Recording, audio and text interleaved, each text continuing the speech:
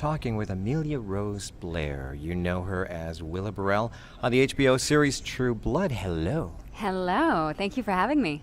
You wouldn't have missed this for the world, would you? No, this is an entirely new experience. It's very creepy in here.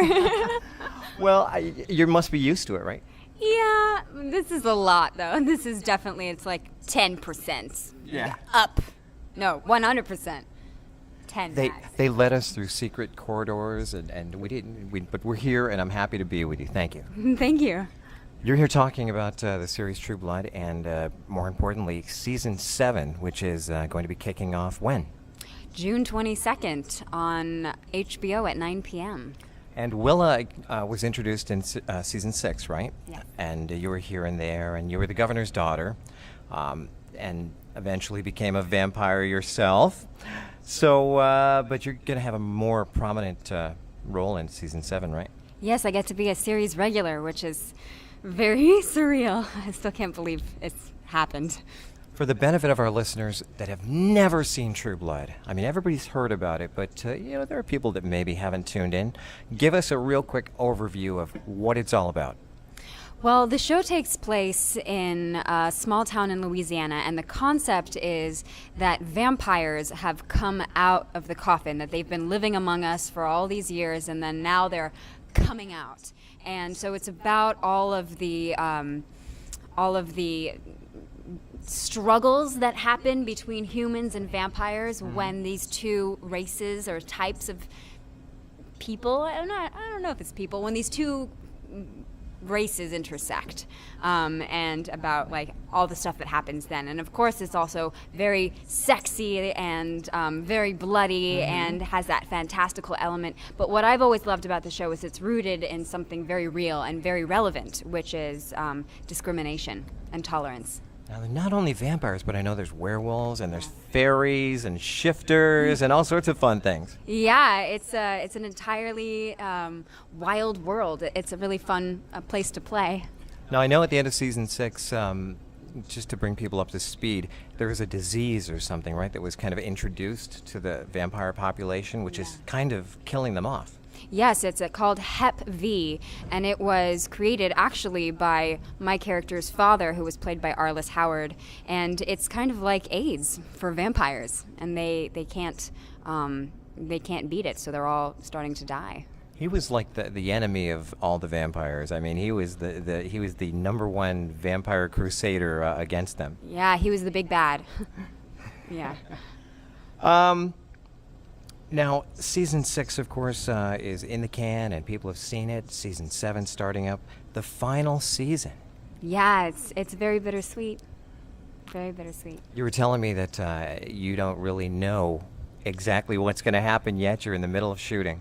Yeah, we're smack in the middle. We're shooting 10 episodes, and we're in episode 5 right now. So I don't know where it's going. I don't know how it's all going to end, but we're driving towards something very, very fast, and we're going to crash into something. But I don't know what it's going to be, but it will be epic.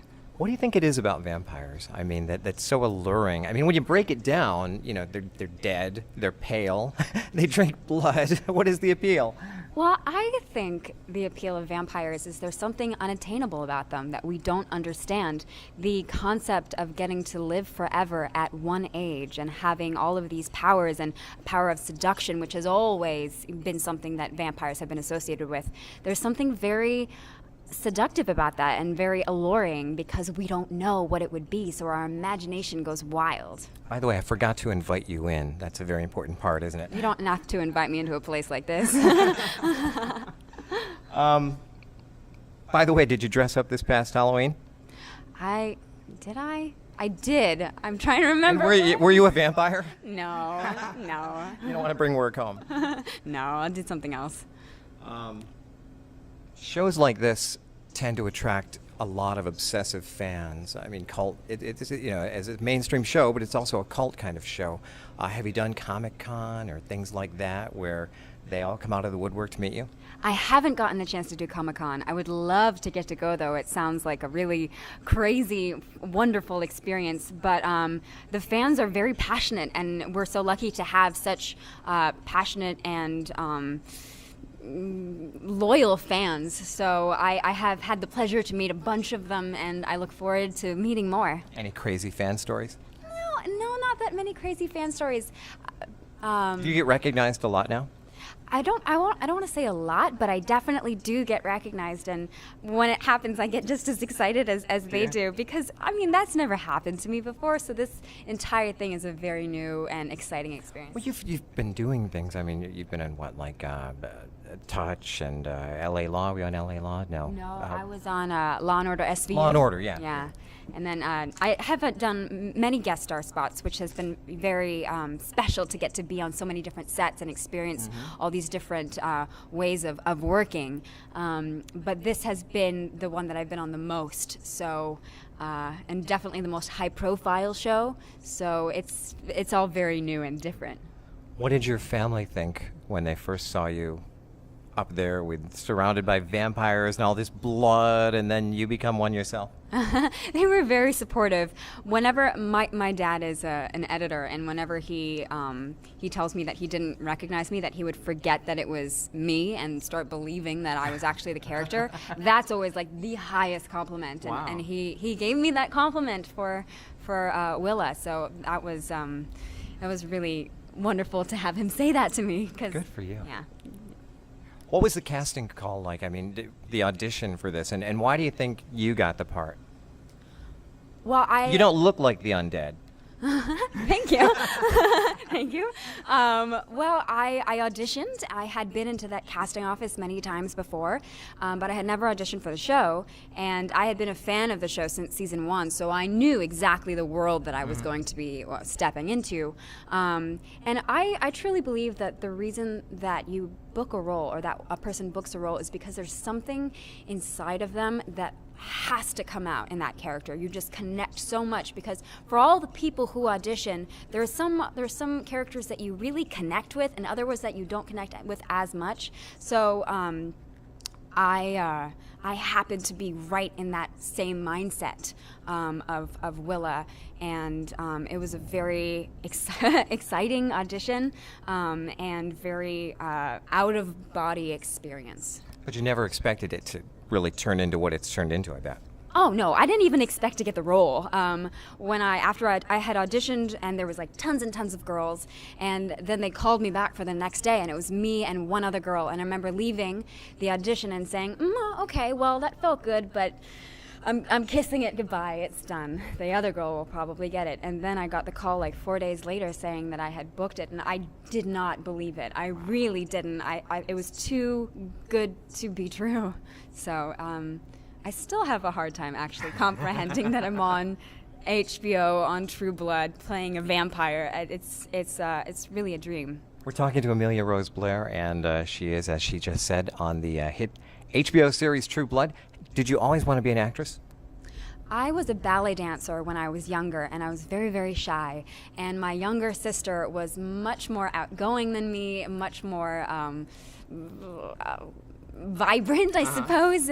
And then she started taking acting classes, and then one day I tagged along and got bit, and I have not looked back since. We're talking to a vampire who says she just got bit.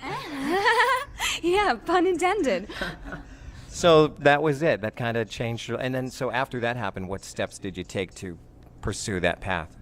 Well, I started studying because I knew that if I wanted to be an actor, I wanted to be the best actor that I could be, and I wanted to learn everything about it. So I went to the Sanford Meisner Center, which is one of the method acting schools in Los Angeles, and I did that for 2 years.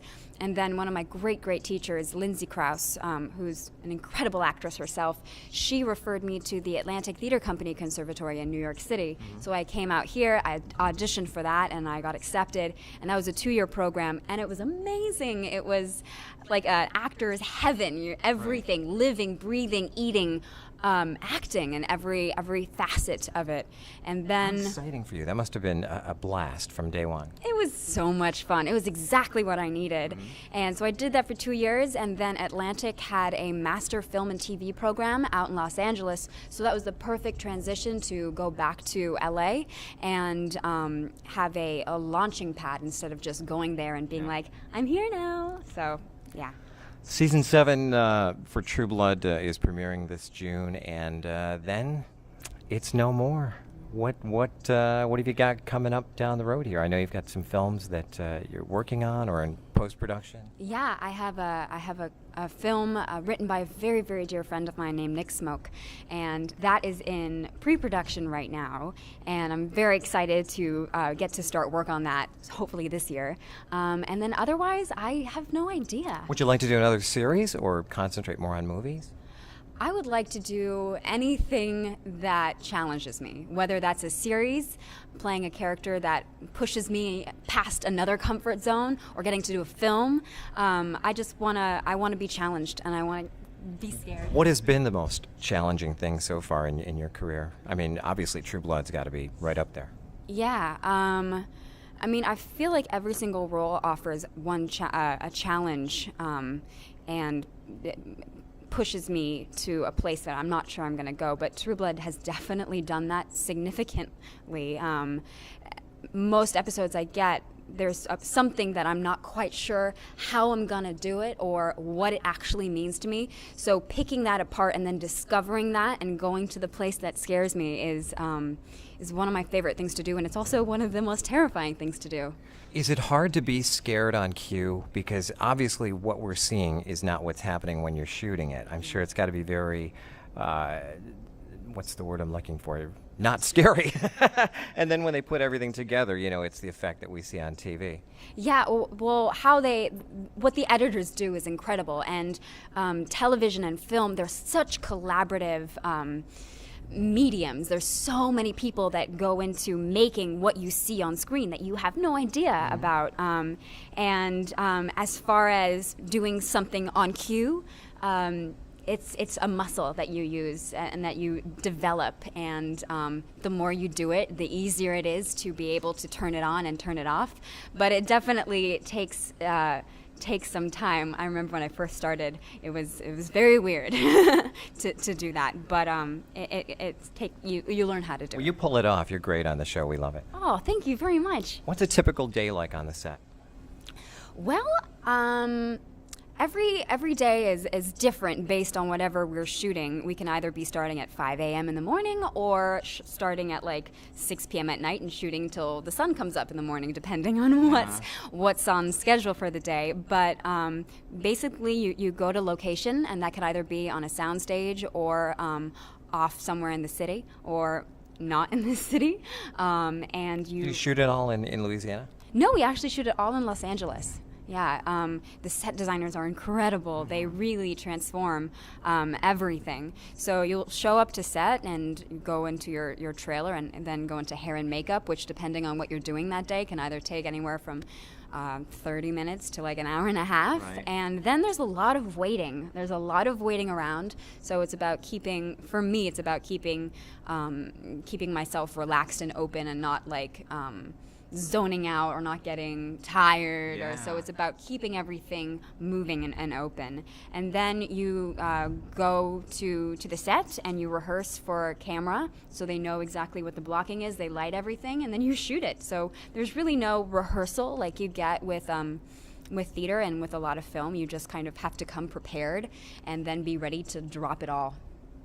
We're talking to Amelia Rose Blaire. She's Willa Burrell on the HBO series True Blood, which season 7 starting up in June. It's been so nice talking to you. Thank you. It's been lovely talking to you, too. And good luck with everything. We can't wait to see what's going to happen in season 7.